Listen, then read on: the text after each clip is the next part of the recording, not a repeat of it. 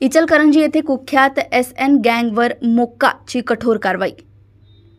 16 जुलै रोजी दाखल गुन्ह्याचे फिर्यादी पूनम प्रशांत कुलकर्णी यांनी फिर्याद दिली की इचलकरंजी शहराच्या मध्यवर्ती परिसरामध्ये फाळकूट दादा म्हणून बदलौकिक निर्माण झालेल्या सलमान राजू नदाफ, अविनाश विजय पडियार, अरसलान यासीन सय्यद, यश संदीप भिसे, रोहित शंकर आसाल, अनिकेत विजय पोवार यांनी 15 जुलै रोजी 8:30 वाजताच्या सुमारास फिर्यादी त्यांच्या सानवी लेडीज ब्युटी पार्लर येथे असताना आरोपित सलमान राजू नदाफ व इतर आरोपित हे फटाके उडवत असताना त्यामधील एक शॉट फिर्यादी जवळ येऊन पडला। त्यामुळे फिर्यादी यांनी फटाके अंगावर येतायत, लांब जाऊन लावा असं म्हटल्यानं कारणावरून आरोपित यांनी राग मनात ठेवून संगणमत करून टोळीची दहशत निर्माण करण्याच्या उद्देशाने फिर्यादी यांना जीवे ठार मारण्याच्या उद्देशाने फिर्यादीच्या डोक्यात दगड घालून हिला संपवून टाकूया असे म्हणत शिवीगाळ करत आरोपी सलमान नदाफ यांनी फिर्यादीच्या दिशेने दगड फेकून मारून फिर्यादीस गंभीर केले।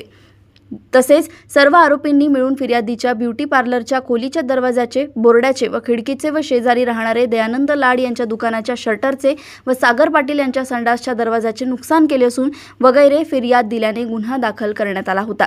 सदर गुन्ह्याचा प्राथमिक तपास सपोनी पूनम माने इचलकरंजी पोलीस स्टेशन यांनी केलाय।